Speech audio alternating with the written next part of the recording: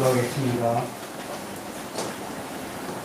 사랑의 하나님, 오늘도 저희들을 기억하시고 이렇게 한자리에 모여서 주님 앞에 예배할 수 있도록 인도하심을 감사를 드립니다. 아멘. 아버지 하나님, 이 시간 주님 앞에 예배하는 것들이 우리의 마음과 정성과 신령을 다하여서 주님께 드리는 귀한 예배가 되게 하여 주시옵시고, 이 시간 주님을 더욱더 알아가고 주님이 어떤 분인가를 알게 하는 귀한 시간이 될 수 있도록 주님 도와 주시옵소서. 아멘. 또한 아버지 하나님, 주님께서 일주일 동안 우리가 세상에 살게 하시고 정말 우리의 뜻과 우리의 마음대로 세상을 사는 것이 있다면 이 시간 주님 앞에 다 내려놓고 주님께 잘못된 삶을 용서받는 귀한 시간이 될 수 있도록 주님 도와 주시옵소서. 아멘. 우리의 마음과 우리의 입술과 주여. 모든 것들로 주님께 잘못된 삶을 살았던 것들을 주님 이 시간 내어놓습니다. 주님께서 깨끗하게 치유받는 귀한 시간이 될 수 있도록 주님 도와 주시옵소서. 아멘. 또한 진금다리 교회를 이곳에 세우시고 건강한 작은 교회로 이제까지 이끌어 주신 아버지 하나님, 진금다리 교회가 더욱더 깨끗하고 정직한 교회로 지향하며 주님을 섬기고 있습니다. 이 세상의 어떤 교회보다 더 깨끗한 교회로 아버지 하나님 섬기는 교회 될 수 있도록 주님 도와 주시옵소서. 많은 성도들을 보내주시고 일꾼들을 보내주셔서 더욱더 자리가 다 채워질 수 있도록 주님 도와 주시옵소서. 이 나라와 이 민족을 기억하시고 정말로 부재받는 이 나라에서 이제는 세계 강대국으로 성장시켜주신 아버지 하나님, 이제 우리 이 나라가 세상을 돌아보는 그런 나라가 될 수 있도록 도와주시고 경제와 정치가 더욱더 발전하는 그런 나라가 될 수 있도록 주님 도와 주시옵소서. 정치인들이 변하고 교육자들이 변화해서 이 나라가 더욱더 깨끗한 민주주의로 거듭날 수 있도록 주님 도와 주시옵소서.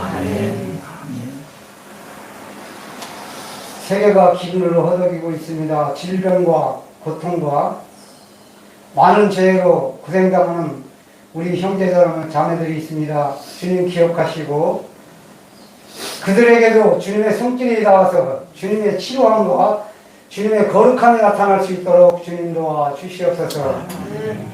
지금은 온 세계가 열광하는 월드컵이 열리고 있습니다. 주님. 거기에서도 아버지 하나님, 민주주의를 위해서 보이콧을 하는 선수들이 있습니다. 주님. 진정으로 이 세계가 억압당하고 그런 일이 일어나지 않도록 주님 도와 주시옵시고, 온 세계가 깨끗하고 정직하고 민주주의가 꽃펴지는 이 나라 될 수 있도록, 또 온 세계가 될 수 있도록 주님 도와 주시옵소서. 또한 죄로 고통당하는 부모들이 있습니다. 아버지. 이 나라에 아버지. 정말로 생각하지 못한 일들이 일어났습니다. 주님, 그 부모들과 그 가족들을 위로하여 주시고 다시는 이런 상황 사고가 일어나지 않도록 주님 도와 주시옵소서. 이 시간 당에 세우시는 목사님 주님 붙들어 주시고 영역간의 강건함으로 주의 말씀을 전할 수 있도록 도와 주시옵소서. 특별히 건강 지켜 주시옵시고 주님의 사역을 감당하는 데 부족함이 없도록 주님 지켜 주시옵소서. 아버지 하나님, 이 시간 주님 앞에 예배합니다. 아버지. 마치는 시간까지 주님 함께해 주시고 온전히 주님께로 드려지는 귀한 예배가 될 수 있도록 주님 도와 주시옵소서. 감사드리며 예수님의 이름으로 기도드리옵나이다. 아멘. 말씀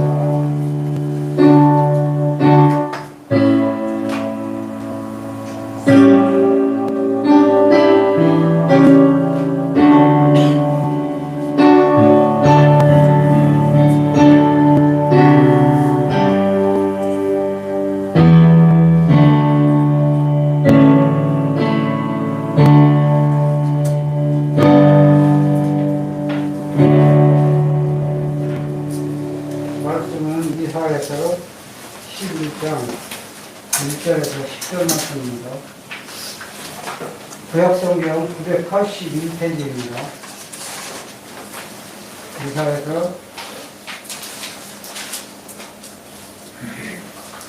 11장 1절에 10절 말씀 제가 한 절 교독하고 나머지는 한절을 교독하겠습니다.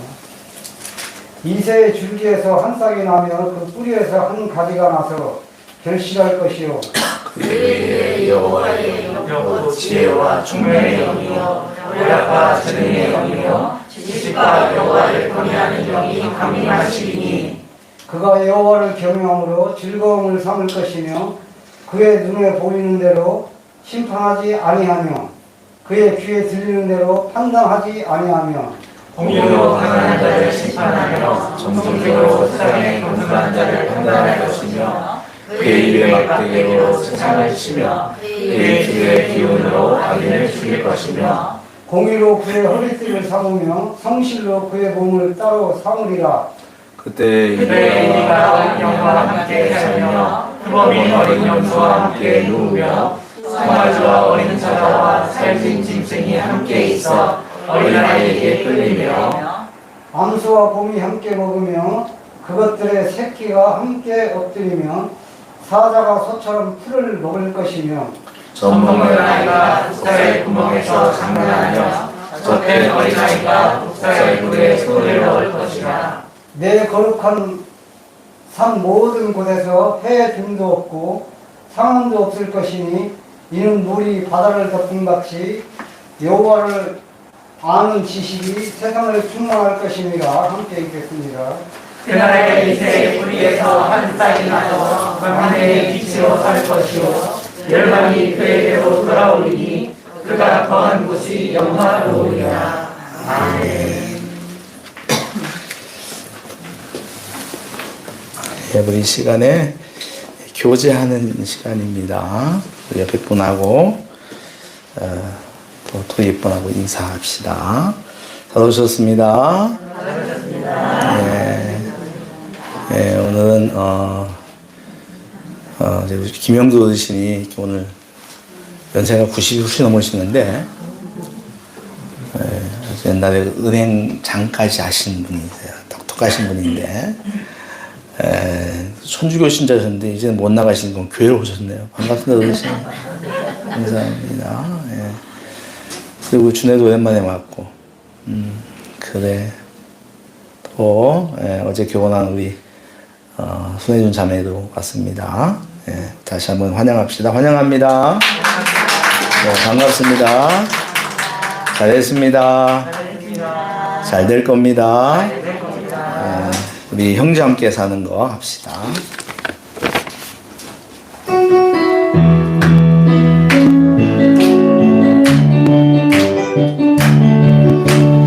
형제와 함께 사는 것 그것은 아름다운 것 우리들은 한 가족 예수 안에서 한 가족 당신을 사랑 자매와 함께 사는 것 그것은 아름다운 것 우리들은 한 가족 예수 안에서 한 가족 당신을 사랑해. 자, 우리 다시 한번 서로 얼굴 보면서 인사합시다. 환영합니다. 오셨습니다. 예. 우리 영상으로 예배드린 분들 위해서도 인사합시다. 환영합니다. 기도하고 말씀 듣겠습니다. 하나님 아버지, 오늘도 저희들에게 예배할 수 있는 은혜 주셔서 감사합니다. 이 시간에 생명과 진리와 우리 인생의 길이 되시는 여호와의 말씀을 듣겠습니다. 하나님, 그 어느 말씀보다 귀한 이 말씀을 저희들이 가슴에 잘 담을 수 있도록 우리의 심령을 성령께서 인도하여 주시옵소서. 하나님 온전히 이 시간에 말씀 가운데 우리가 귀를 기울이게 하시고 우리가 집중하게 하시며 또 우리의 눈도 지금 말씀이 선포되는 곳에 있게 하여 주시옵소서. 말씀을 듣는데 우리의 마음을 방해하는 그 어떤 세상적인 것들도 주께서 제거해 주시고 우리가 믿음으로 싸워서 이기게 하여 주시옵소서. 말씀의 승리자를 되게 하시고 말씀의 복된 자들 되게 하여 주시옵소서. 예수님의 이름으로 기도하옵나이다. 아멘. 할렐루야. 하나님께서 이 시간도 우리에게 말씀과 성령으로 은혜를 주시기를 바랍니다. 예. 오늘부터 교회 이력은 대강절입니다. 네, 대강절. 예, 대강절은 성탄을 앞둔 4주간을 말합니다. 11월 27일부터 12월 4일, 11일, 18일. 예. 그리고 이제 성탄절까지 24일까지인데 이제 25일이 주일이고 성탄절이고 그날이 송년주일이기도 해요. 올해는 송년주가 굉장히 빠릅니다.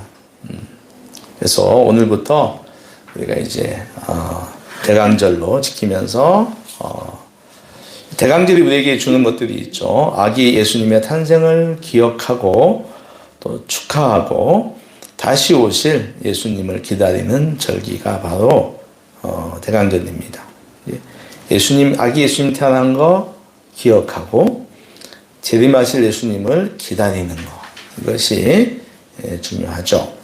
축하와 아기 예수님에 대한 축하와 다시 오실 주님을 기다리는 소망의 절기이고 재림의 주님을 맞이하기 위하여 내 마음의 길을 닦는 그런 절기입니다. 그러니까 그분이 오실 길을 예비하는 절기다 하는 말씀이죠. 대강절의 중요한 것은 우리에게 중요한 영적인 것들이 있다면 그거는 소망입니다. 주님 오실 걸 기다리면서 이 땅의 힘든 날들도 내가 잘 견뎌내는 거죠. 소망이고 두 번째는 회개가 되겠죠. 우리 안에 예수님께서 우리 죄를 이렇게 용서하러 오셨으니까 우리를 돌아보면서 우리 안에 있는 것들을 회개하는 거. 또 뭐가 있냐면 화해도 있어요. 그러니까 예수님께서 오신 게 결국은 하나님과 사람을 화해시키러 오신 거니까 우리 역시 그동안 사이가 나빴던 사람들과 화해하는 것. 또 중요한 대강절에 해야 할 일이고요. 중요한 것 하나는 나눔입니다. 목사님, 왜요? 왜 나눔은 모든 절기에 다 들어가요? 아마 여러분들이 눈치 딱 부활절에도 나눔을 얘기하죠. 또 뭐 추수감사할 때도 나눔 맞습니다. 나눔은 기독교의 아주 기본적인 진리의 핵심이기 때문에 어느 절기든 간에 들어갑니다. 그래서 이 나눔의 절기 굉장히 중요하죠. 예수님께서 당신의 몸을 찢어서 세상을 사람들을 나누어 주셔서 구원하신 것처럼 우리 역시 고난 속에 있는 사람들, 어려운 사람들을 위해서 내 것을 나눠줘야 합니다. 여러분 하나님께 여러분 주신 걸 가지고 움켜 잡고 있지 마세요. 그러니까 움켜 잡을수록 빠져나가는 게 돈입니다. 물질이잖아요. 그러니까 그거 하나님을 위해서 또 어려운 이웃을 위해서 나누셔야 됩니다. 여러분의 욕망을 좀 절제하시고 자꾸 나누는 이게 습관이 돼요. 그리스도인이 이게 나누지 않으면 누가 나눕니까? 성경은 주는 자가 복이 있다고 그래요. 그죠? 받는 자보다 주는 자가 복이 있다고 합니다. 자, 우리가 이같이 이 네 가지 소망하며 회개하고 또 화해하고 나눔을 하면 놀랍게도 우리 역시 주님이 세상을 구원하셨듯이 우리도 세상을 구원할 수 있습니다. 할렐루야. 너무 좋잖아요. 그러니까 예수님이 세상을 구원할 빛이 되신 것처럼 오늘 살아가는 우리가 이걸 하면 이 어둠의 세상을 밝힐 수가 있다는 겁니다. 꼭 기억하시면 좋겠어요. 오늘 말씀은 구약 이사야 선지자를 통해서 예언되고 약속되었던 메시아, 따라하십시오. 메시아. 네, 그분의 탄생과 다스림에 대하여 가르쳐 주고 있습니다. 여러분, 이사야서에는요, 이 메시아에 대한 예언들이 참 많이 나옵니다. 사람들이 그래요. 제가 이사야서를 배웠는데 몇 년 전에 이제 신학교에 배운 거 다 까먹고, 얼마 전에 2년 전인가 그 코로나 전에 제가 이제 에스라 성경대학원대학교에 이제 열린 강좌, 그러니까 그건 학위와 관계없이 이제 배우고 싶은 사람들, 목회자들하고 선교사님들, 사모님들 오는 건데, 거기 가서 이제 이사야서를 듣는데, 이사야서를 가르치는 목사님이, 교수님이 그래요. 이사야서는 말입니다. 그분 이름이 뭐지? 굉장히 유명한 한국 신학자신데, 별 내용이 없습니다. 이사야서는 지극히 평범한 책입니다. 그런데 말입니다. 몇몇 구절 때문에 이 책은 있습니다. 그 내용이 뭐냐면 바로 메시아에 대한 예언이 곳곳에 숨어 있어요. 이것 때문에 이 책은 있습니다 라고 하는 거예요. 그냥 막 넘어가도 됩니다. 되는데 이것 때문에 이 책은 넘어가면 안 됩니다 라고 하는 것이 메시아에 대한 예언. 그 메시아가 신약이 오시잖아요. 예수님이 오시잖아요. 그래서 그 교수님이 한 말이 이제 생각이 나요. 유독 이 메시아에 대한 예언이 이 이사야서에서 많이 있어요. 7장 14절에 보면은 처녀가 잉태하여 아들을 낳을 것이다. 그 이름을 뭐라 하라? 임만. 우리가 너무나 잘 아는 그 말씀. 처녀가 잉태하여 아들을 낳을 것이니 이름을 임마누엘이라 하는 말이 이사야 7장 14절에 있다 말씀이에요. 여러분 다 찾으셨죠? 내가 찾아서 말도 안 했는데 막 넘기셨어요 지금? 그럼 한번 읽어보죠. 뭐 이사야 7장 14절 같이 읽어보겠습니다. 시작. 징조를 너희에게 주실 것이라. 보라, 처녀가 잉태하여 아들을 낳을 것이요 그의 이름을 임마누엘이라 하리라. 아멘. 여러분 임마누엘의 뜻은 뭡니까? 그렇습니다. 우리와 함께하는 하나님. 네. 그런가 하면 이사야 9장 1절과 7절에는 평강의 왕이 나와요. 평강의 왕이 와서 사망의 그늘진 땅에 거주하던 백성들에게 빛을 비추어 주신다. 그들의 어깨와 등을 들고 있던 멍에를 벗기시고 채찍을 꺾으신다. 이런 말씀이 있어요. 자, 우리 9장에도 한번 보겠습니다. 자, 9장 1절부터 우리 4절까지 좋아요. 9장 1절부터 4절까지 한번 같이 읽어보겠습니다. 시작. 전에 고통받던 자들에게는 흑암이 없으리로다. 옛적에는 여호와께서 스불론 땅과 납달리 땅에 멸시를 당하게 하셨더니 후에는 해변길과 요단 저쪽 이방의 갈릴리를 영화롭게 하셨느니라. 흑암에 행하던 백성이 큰 빛을 보고 사망의 그늘진 땅에 거주하던 자에게 빛이 비치도다. 주께서 이 나라를 창성하게 하시며 그 즐거움을 더하게 하셨으므로 추수하는 즐거움과 탈취물을 나눌 때의 즐거움 같이 그들이 주 앞에서 즐거워하오니 이는 그들이 무겁게 먼 멍에와 그들의 어깨의 채찍과 그 아제자의 막대기를 주께서 꺾으시되 미디안의 날과 같이 하셨습니다. 아멘. 이걸 갖다가 이제 우리는 이렇게 해석할 수가 있어요. 그러니까 이스라엘의 회복. 이사야서도 대부분 이제 심판에 대한 이야기가 많이 있어요. 이제 이스라엘 백성이 다시 회복될 것이라고 하는데 이거는 이스라엘에 대한 말이 아니라 메시아에 대한 이야기예요. 예. 오늘 우리가 나누는 11장, 이제 11장도 이제 우리가 나오는데 40장 지나간 40장에도 보면은 여호와의 영광이 나타날 것이다. 그리고 강한 팔로 다스릴 것이다 라고 하는 말씀도 나오고요.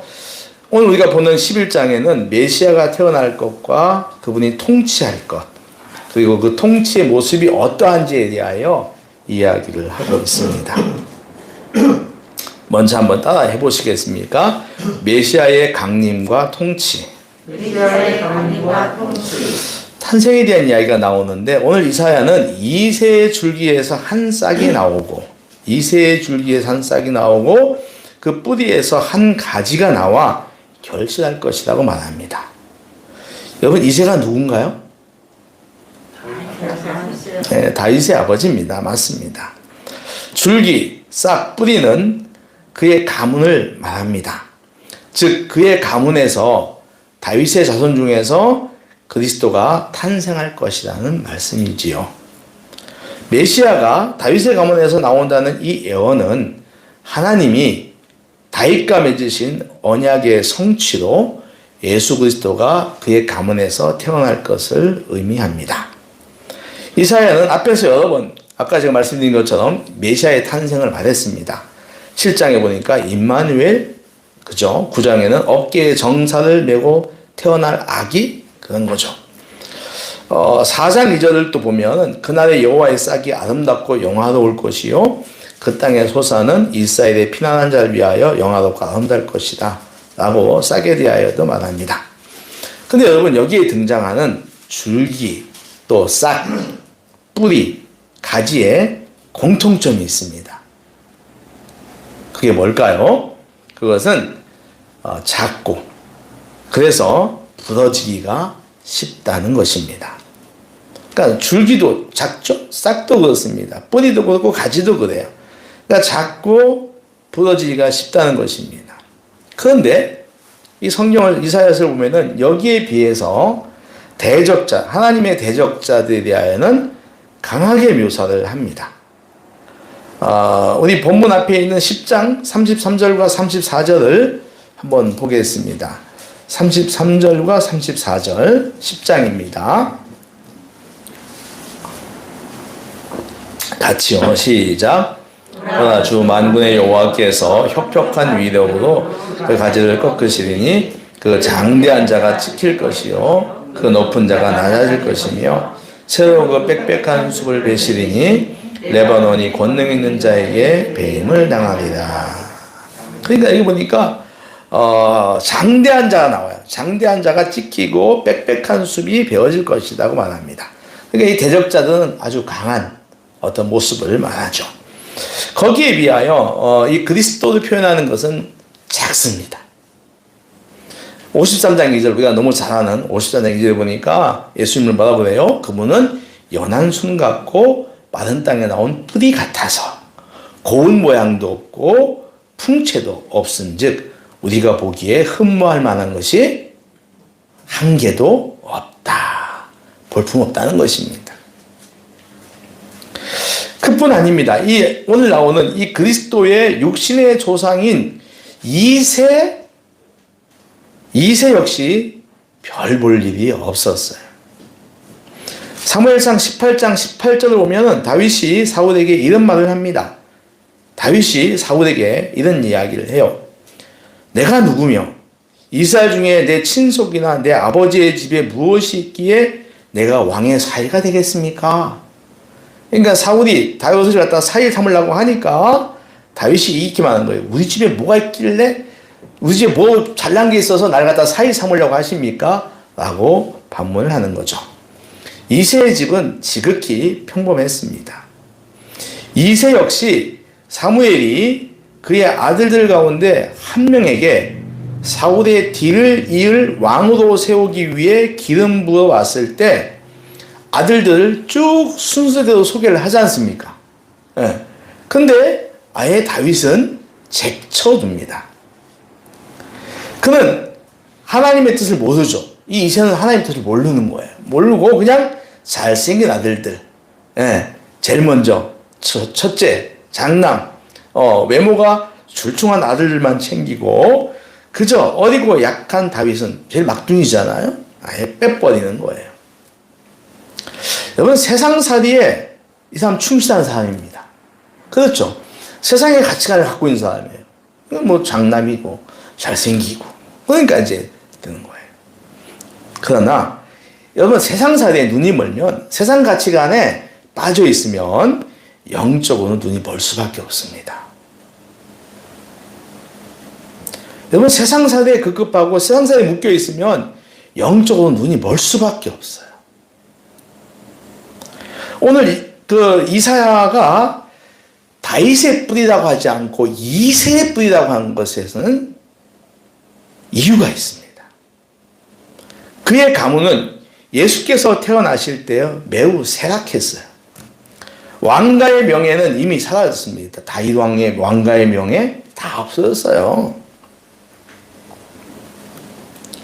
예수님을 낳은 육신의 부모인 요셉과 마리아는 비천한 사람들이었습니다. 그들은 아기 예수님을 낳을 장소를 못 구해서 말들이 사는 마곡간에서 예수님을 낳으셨어요. 구유에 뉘었는데 그 구유는 말들이 밥 먹는 말밥통이지 않습니까? 그러니까 아기 예수님이 여간 방 잘 데가 없어가지고 말밥통에서 나으셨다는 겁니다. 사정이 이러합니다. 그런데 여러분, 그럼에도 그리스도 메시아 예수님을 세상을 이기십니다. 할렐루야. 작은 천한 신분이셨지만 세상의 강한 것들을 이기시고 세상을 온 세상에서 죄악에서 구원하셨다는 말씀입니다. 할렐루야. 이 영적인 거예요. 그분은 정말 볼품 있는 게 한 개도 없었어요. 근데 그분이 우리 죄를 다 지시고 십자가에 죽으십니다. 우리를 구원하시죠. 근데 그분은 볼품이 없었다. 이 이야기입니다. 그럼 오늘 그 그리스도를 믿는 우리는 어떤가 하는 거죠. 여러분 유명한 분 계십니까? 여러분 유명하세요? 얼마나 유명하십니까? 앞으로 유명해지시기 바랍니다. 우린 말고 저 젊은이, 우리 구준애 같은 젊은이들이 유명해지시기 바랍니다. 좀 아멘을 안 하네요. 목사님 이번 생 제 끝났습니다. 폭망입니다. 천만의 만만의 말씀. 그럼요. 유명해지셔야 됩니다. 근데 지금은 유명하지 않아요. 여러분 부자세요? 돈 많으세요? 부자도 아니잖아요. 혹시 목사님 몰래 다 어디다 숨겨놓은 거 많이 있는 거 아닙니까? 능력은 어떻습니까? 능력 많습니까? 여러분들 조상 가운데 유명한 조상이 있으세요? 옛날 그런 얘기 있잖아요. 막 조상들 뭐. 그래서 저도 한번 찾아봤어요. 우리 유씨 집안에 버들 유씨 해가지고 막 찾아가 보니까 유명한 인물이 없더이다. 근데 가장 비슷한 사람 한 명 있었어요. 유자강이라고 역적입니다. 남의 가문 그게 힘들다고 웃지를 말아요. 그러고 보니까 별로 우리도 볼품이 없는 거예요. 그렇지 않습니까? 그럼 여러분이 계시는 이 진검다리 교회 공동체는 어떻습니까? 우리 건물도 작습니다. 그럼요. 시설도 안 좋아요. 시설 뭐 있어요? 성도도 없습니다. 적습니다. 한마디로 말하면 작고 보잘것없는 교회가 진검다리 교회죠. 그냥 평범한 거예요. 결코 뛰어나거나 흠모할 만한 것이 없다. 근데 여러분, 우리는 메시아께서 그러하셨듯이 세상을 이길 것입니다. 아멘. 아멘. 이 죄로 관영한 세상을 변화시킬 수 있습니다. 아까 우리 구집사님이 깨끗한 교회 이야기를 많이 하셔서 기도하는 가운데 우리가 우리에게 주신 이 철학과 비전을 잘 지켜나가면, 교회의 본질적 사명 잘 지켜나가면 우리는 세상을 변화시킬 수가 있습니다. 믿으십니까? 돈과 명예, 큰 것을, 규모를 제일로 여기는 세상 가치관을 이길 것입니다. 그래서 우리 교회는 그리고 우리는 앞으로 유명해질 거예요. 크고 많아서 유명해지는 것이 아니라 낮고 적지만 세상을 구원하는 능력으로 유명해질 것입니다. 그러니 우리는 그리스도를 본받아서 더욱 낮아져야 하고요. 더욱 비워야 하고요. 더욱 나누는 삶을 살아야 합니다. 가난한 자 같지만 많은 사람을 부유하게 하고 아무것도 없는 자 같으나 모든 것을 가진 자다라고 하는 이 고린도후서 6장 10절의 이 바울의 말입니다. 나는 가난한 자 같아. 근데 많은 사람을 부유하게 해. 아무것도 없는 가난한 같지만 모든 것을 가진 사람이라는 거예요. 여러분 이런 삶에 자부심 가지고 사시기를 축원합니다. 두 번째 2절에 보니까 그 연한 싹에 여호와의 영이 강림하신다고 나옵니다. 여호와는 지혜와 총명의 영이요 모략과 재능의 영이요 지식의 근본이시다. 본문은 이러한 여호와의 신이 이새의 줄기에서 난 메시아에게 충만히 임할 것을 말합니다. 이는 메시아가 그에게 맡겨진 위대한 일을 감당하기에 충분한 자격을 갖췄음을 말합니다. 굉장히 세게 나오지 않습니까? 여기 보니까 2절 보니까 그 위에 여호와의 영, 우리 2절만 읽어볼게요. 시작. 그 위에 여호와의 영 곧 지혜와 총명의 영이요 모략과 재능의 영이요 지식과 여호와를 경외하는 영이 강림하시니. 볼품이 없어요. 그분 진짜. 볼품이 없는데 실상 그분은 엄청난 지금 이 권능을 가지고 계시다는 거죠. 그러니까 이 위대한 일을, 당신에게 맡겨진 이 위대한 일, 세상을 구원한다는 이 위대한 일을 감당하기에 충분하신 분이다 라는 것을 이사야는 말합니다. 연한 가지 위에 여호와의 신이 강림하실 겁니다. 그것도 한량없이 말입니다. 그러므로 메시아 예수 그리스도에게는 골로새서 1장을 보니까 하나님의 충만한 신성이 있다라고 이야기를 합니다. 누가복음 4장 18절에도 예수님께 말씀하시죠. 주의 성령이 내게 임하셨으니 라는 말씀과 함께 복음 전파를 시작해요. 그러니까 주의 성령이 내게 임하셨으니, 볼품없고 말다툼에서 태어난 나에게 임했으니 내가 이제 복음을 전파한다. 메시아에게는 지혜와 총명, 모략과 재능, 지식이 차고 넘친다는 말씀입니다. 이러한 예언은 예수 그리스도의 생애를 통해서 성취되었습니다. 예수님은 그 누구보다도 하나님 아버지의 뜻을 정확하게 알 수 있었고 그 아버지의 뜻을 행할 수 있는 능력을 가지셨어요. 이는 그가 완전한 하나님인 동시에 완전한 인간으로서의 지혜와 지식이 충만했다는 것을 볼 수가 있습니다. 3절 말씀 보니까 3절 보니까 그가 여호와를 경외함으로 즐거움을 삼을 것이요 나옵니다. 즉 메시아의 생애는 온전히 하나님을 경외하는 겁니다. 뭐라고요? 여호와 경외하는 거예요. 여호와를 경외하는 겁니다. 그래서 예수님은 항상 요한복음을 보면 당신 자신을 내세우지 않으셨어요. 하나님 아버지를 늘 말합니다. 그 아버지께 영광을 돌립니다. 주님은 당신이 눈에 보이는 대로 귀에 들리는 대로 판단하지 않으시고 항상 판단의 근거로 뭘 말하냐면은 하나님의 공의를 얘기해요. 뭘 말한다? 하나님의 공의. 예. 하나님의 공의로 가난한 자, 정직한 자를 판단하신다고 합니다. 하나님의 공의로 허리띠를 삼고 성실로 몸의 띠를 삼았다고 말하죠. 이는 주님께서 위임된 권세를 사용함에 있어서 조금도 빈틈이 없고 정확할 것을 말해요. 모든 그분의 통치는 정당하고 의로울 것입니다.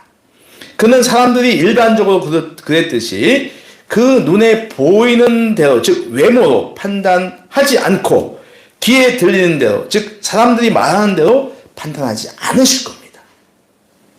사람들은요 외모를 보고서 많이 이야기를 합니다. 잘생겼니 못생겼니.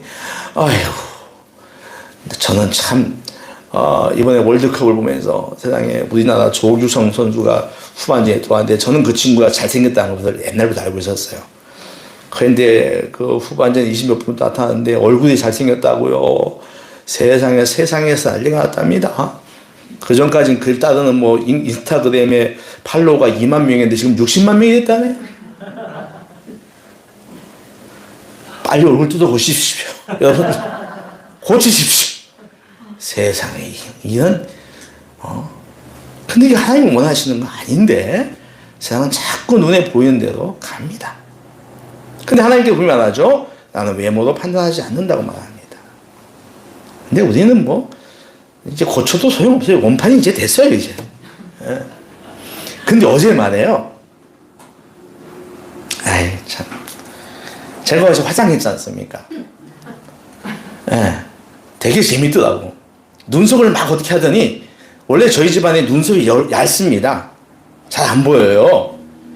근데 눈을 떠보니까 눈썹이 보이더라고. 그래서 이게 또 멋있게 꾸며놓으니까 보이는 눈이 있네. 또 그런 생각도 했었습니다. 어쨌든 하나님은 눈에 보이는데요 판단하지 않는다. 귀에 들리는데도 판단하지 않는다라고 이야기를 해요. 근데요 마태복음 보니까 주님 뭐라고 그러죠? 잘 들으세요. 주여 주여라고 부르면서 말하는 이 달콤한 말에도 주님 판단받지 않는다고 얘기를 해요. 네가 주여 주여 한다고 해도 나는 너의 말을 말 그대로 듣지 않겠다고 하는 거죠. 그죠? 맞죠? 그러면 뭐라 그러죠? 아버지 뜻대로 행하는 자야 그게 진짜다 라고 얘기하는 거예요. 무슨 말이냐면 너의 마음을 보겠다는 거예요. 너의 마음을 보시고 판단할 것이라는 겁니다. 다시 말하면 너의 행동을 지배하고 있는 내적인 가치관을 보고 판단할 거라고 하는 거예요. 네가 지금 말하고 있고 행동하는 거 그 안에 담겨져 있는 너의 내적인 가치관이 무엇인가를 보고 내가 판단할 거라고 하는 거예요. 정말로 네가 나를 사랑하고 있는 건지 아니면 네가 흉내만 내고 있는 건지 너의 마음은 온통 세상 욕심으로 가득 차 있는데 겉으로만 주여 주여 하고 있는 건 아닌지 내가 그걸 보고 판단하겠다라고 하는 거예요. 굉장히 중요한 말씀입니다. 우리가 이런 말씀들은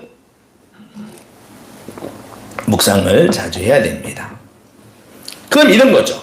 하나님의 공의, 즉 우리 각 사람이 정말 마음으로 하나님을 사랑하고 그분의 몸된 교회를 사랑하고 이웃을 사랑하는지 그것이 그분의 공의예요.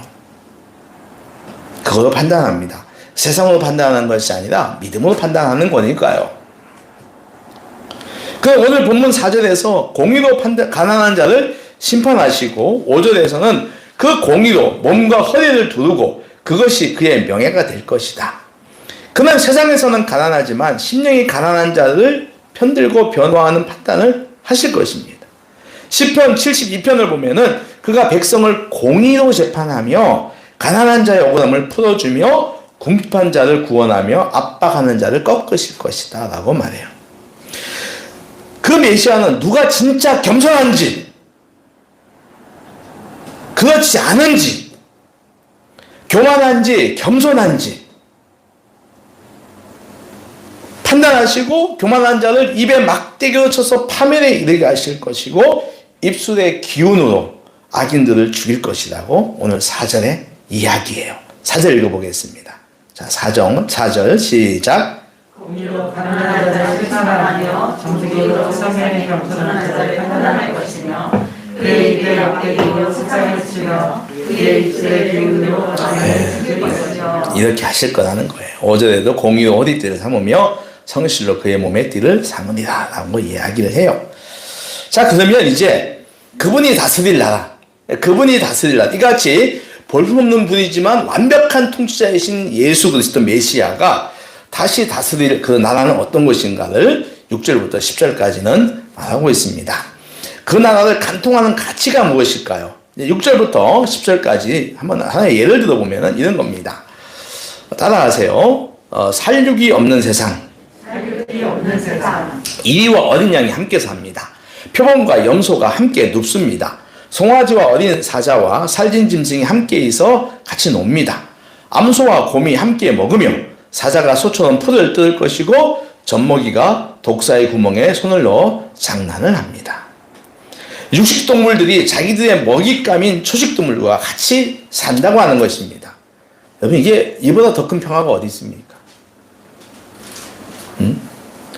9장 6절에는 메시아를 가리켜서 평강의 왕이라고 해요. 그러니까 그분이 바로 육식동물들이 초식동물과 같이 노는 것이 평강이죠. 그렇지 않습니까?